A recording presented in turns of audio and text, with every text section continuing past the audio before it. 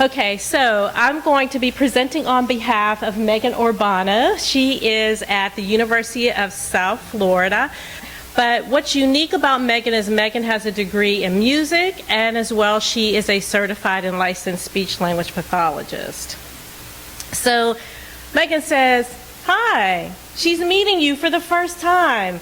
I'm a speech-language pathologist who will be evaluating you today. And then what do you look at her and say?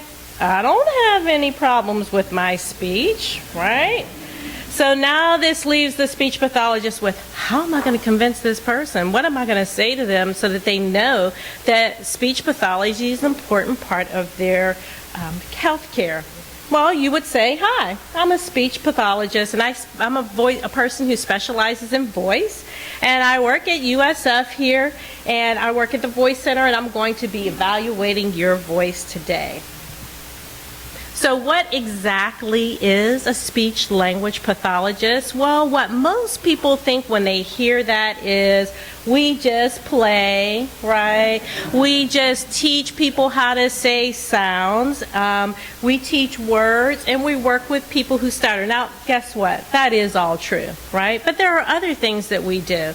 Well, speech-language pathologists work on language, both expressive and receptive language. We work on sounds and how sounds are formatted.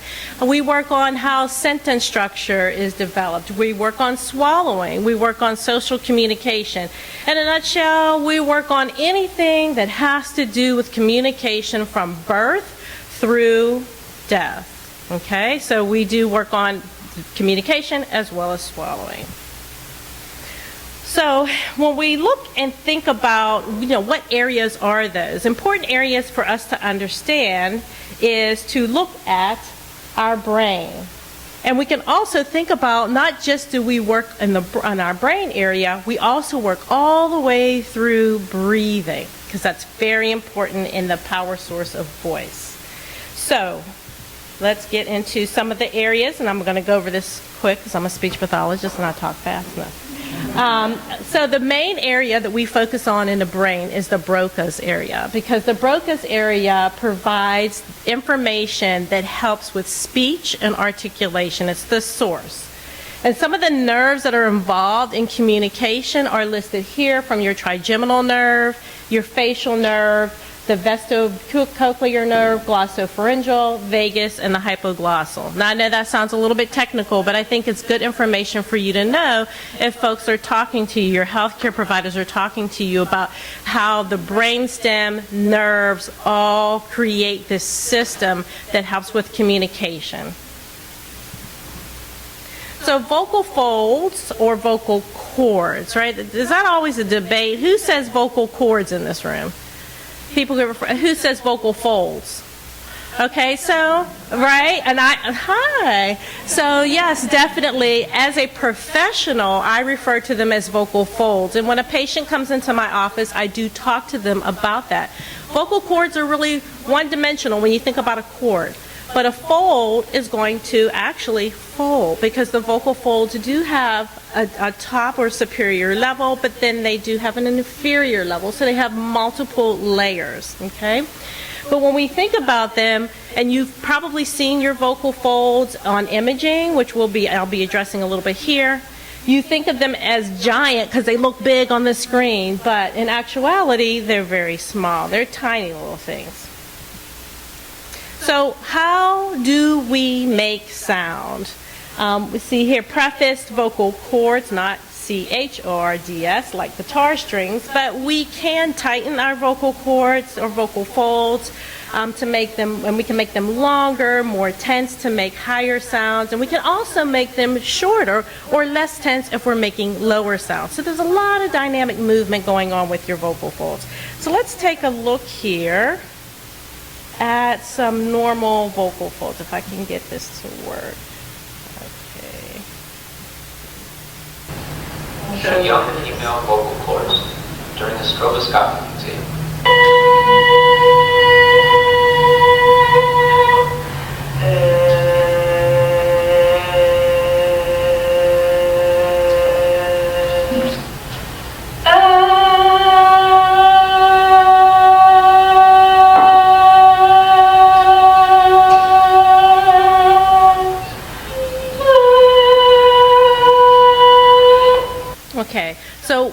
example was really showing you is that it started off right with a high pitch, so the vocal folds were stretched, then it came to a lower pitch, so they were shortened, and then we did what we would call our optimal pitch, which put them like more in a medium length, right? So that's a demonstration of how the vocal folds, when they change sounds. Okay.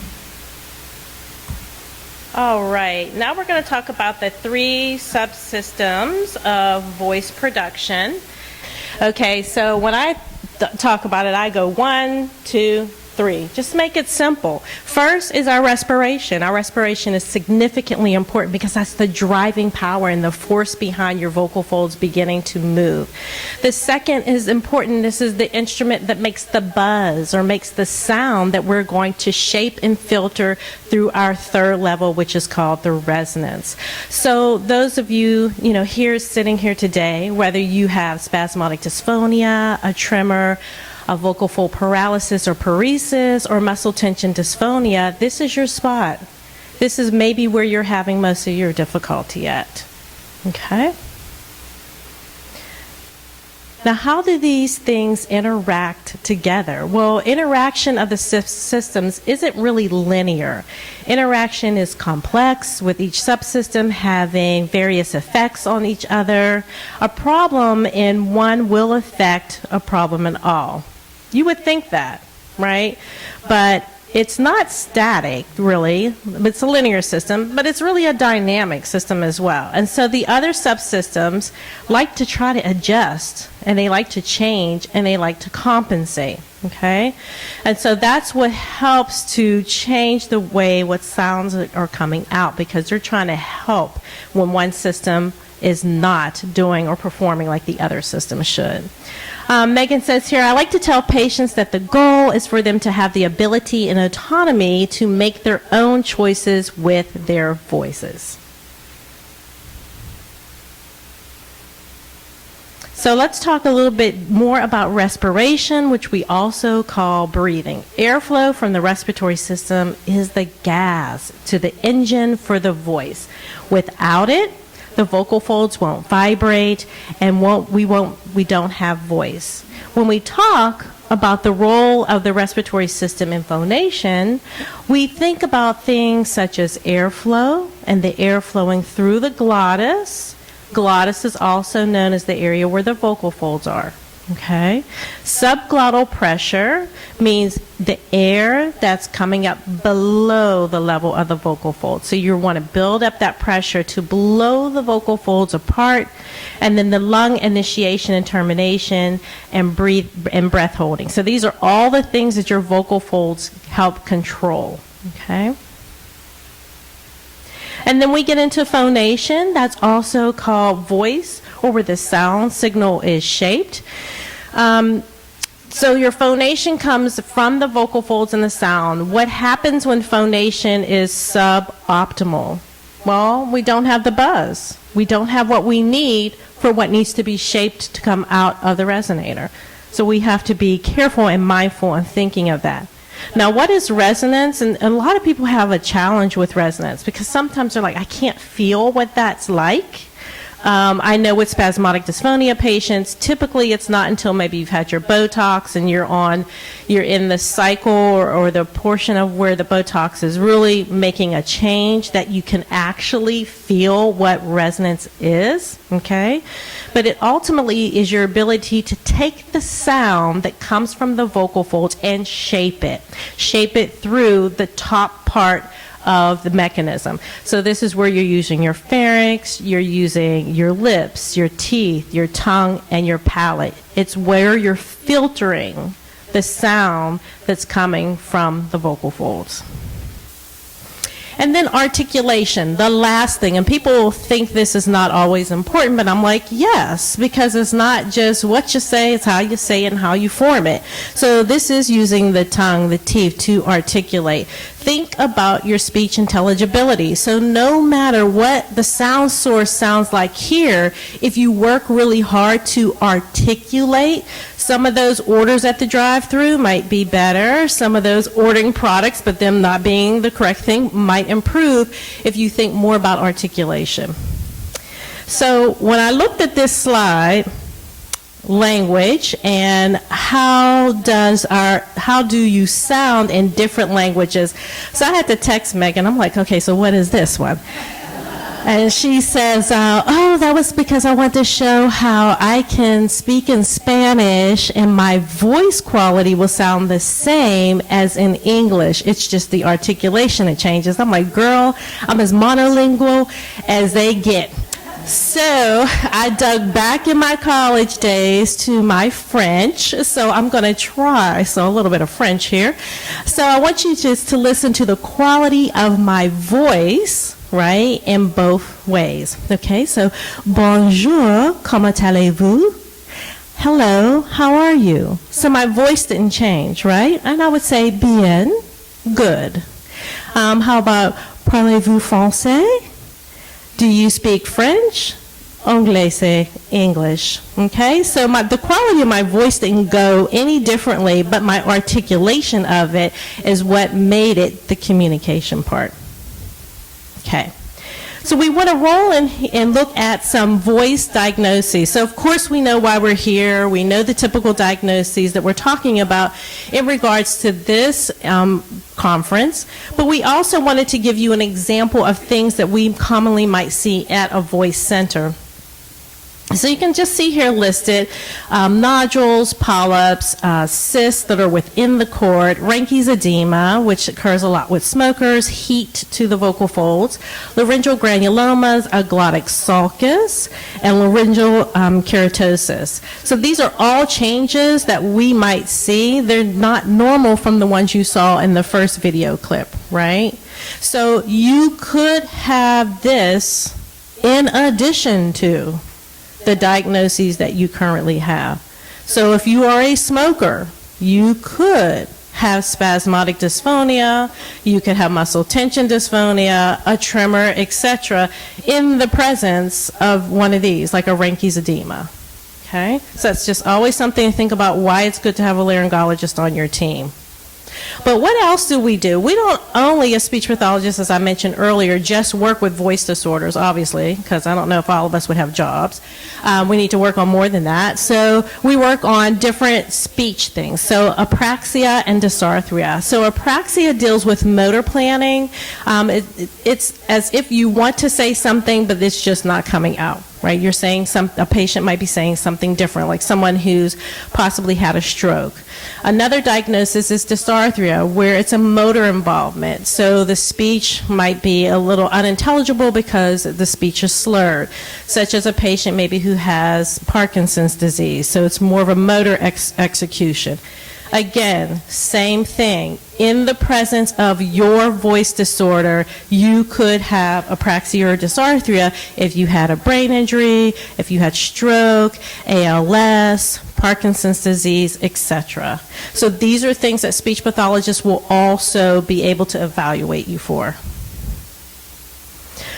So this again just emphasizes on the brain injury and neurological conditions, adding from Parkinson's and MS, as well as ALS and Huntington's disease. Okay, so we're going to listen to the voices of some of those things that you saw earlier that were listed. Let's start with just a patient who comes in and tells us, I have laryngitis. My voice has sounded different for the last 2 weeks.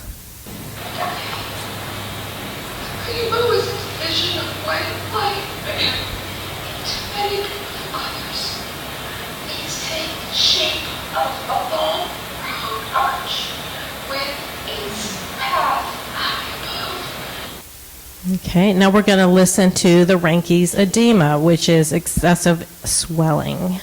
Colors. These take the shape of a long round arch with its path high above and its two ends apparently beyond the horizon. Now, I don't know because this is not my patient, but this sounds like what? A female or a male? What do you think? A male? Who says male? Who says female? Could be a female, right? Because there's added weight to the vocal folds. This is atrophy of the vocal folds. The rainbow is a division of white light into many beautiful colors. These take the shape of a long, round arch. So you can hear the struggle in that patient's voice. Let's listen to a patient with Parkinson's. The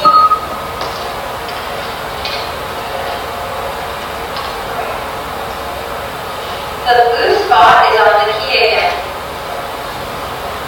The blue spot is on E. He tells Hannah, hurry home. They tell Hannah about it all. We were away a year ago. We were away a year ago. So there you hear the combination of dysarthria, because there's a discoordination, but as well you hear that voice disorder because there's some breathiness going on. Okay, and this will be a quadriplegic that has ataxia dysarthria. Well, he's the bench white light into many beautiful colors. Please take the shape of a long round arch. So many of our quadriplegics, because of their lack of movement, this can impact respiratory control. And again, we said that this the driving force. So that is one of the reasons that they may be having a challenge. All right. So I love this Venn diagram. It tells us a lot about the importance of respiration. So in this research study, you see that they're showing the crossover between respiration, phonation, and resonance. The correlation between resonance and phonation is probably the smallest, right? Because it deals with a lot of that driving force, and the driving force is what? Respiration. It's the biggest concept here, the biggest system that we need to really focus on. And that's why you'll hear your speech pathologist talk so much about your abdominal breathing, diaphragmatic breathing, because it's the sole, it's obviously here showing this the sole source that's driving phonation as well as resonance. So to summarize, I got through this, Megan. Voice and speech are intertwined, definitely, but they are not the same thing. They are different. Voice disorders are typically and primarily caused by problems in the phonatory system, but can also be affected by the respiratory and resonatory systems. Speech disorders are typically primarily caused by a problem in the motor planning, programming, execution stages in the brain. So I hope you see there those two big differences between voice and speech, and that various conditions which affect respiration and resonance will affect voice and speech in two totally different ways. So, thank you.